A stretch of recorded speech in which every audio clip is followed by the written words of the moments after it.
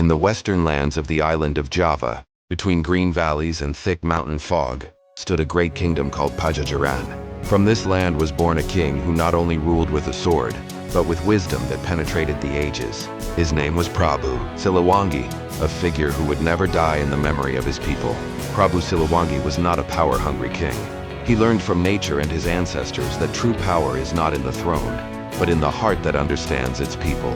He listens before deciding, considers before acting. In his eyes, the people were not subordinates.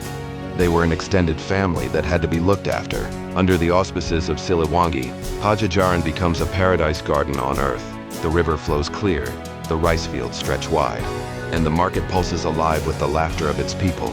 No famine, no war, just harmony between man and nature, between leaders and their people. Every morning, the king came down from the palace without bodyguards, walking along the dirt road, greeting farmers and small traders.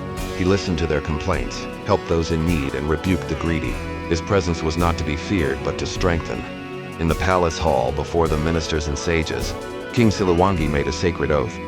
As long as I breathe, I will guard the land of Sunda and my people. When my body is gone, let my spirit guard it. The oath echoed to the mountaintops and forest floors. Pajajaran stood majestically, respected by the surrounding kingdoms. Messengers arrived bearing offerings. Foreign traders docked at the port of Sunda Kalapa. The people prospered, and King Siliwangi's name became a symbol of the greatness of the Western archipelago. But no glory lasts forever. Within the palace walls, the seeds of envy and ambition began to grow. Some of the nobles forgot the teachings of their ancestors. They loved power more than truth.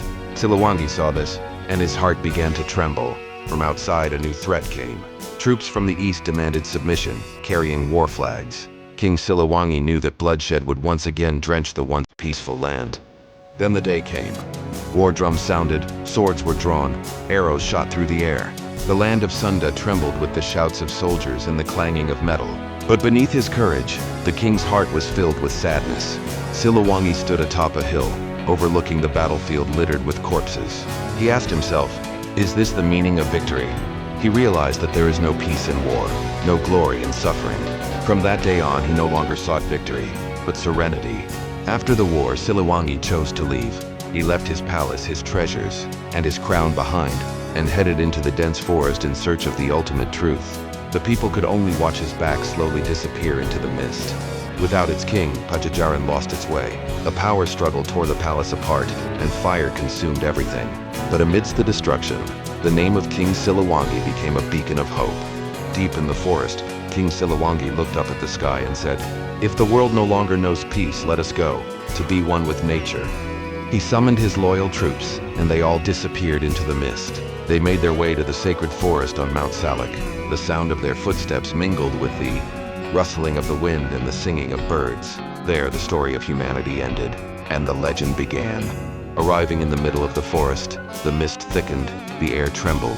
One by one, the soldiers closed their eyes and vanished into the light. Siliwangi smiled one last time, before his body vanished with the earth. From that day on, there was no grave, no body, but the people knew. King Siliwangi did not die. He went into the realm of the supernatural, guarding the land of Sunda from the unseen world. From the depths of the forest, a white tiger emerged. Its gaze was calm, full of authority, as if the spirit of the king lived within it. From then on, the people believed the white tiger embodied the guardian. For the Sundanese, the white tiger is not just an animal, but a symbol of strength, loyalty, and honor. The spirit of King Siliwangi lives on in every soul who dares to defend the truth. Hundreds of years have passed, but the name of King Siliwangi still resonates. He is present in stories, in prayers, in a culture that never fades. He is not just a king. He is the soul of the land of Parayangan, and to this day, when mist covers the mountains and the wind whispers at night, people still believe. Prabu Siliwangi remains on guard, a king who does not die, only moves on, becoming the eternal guardian of the land of Sunda.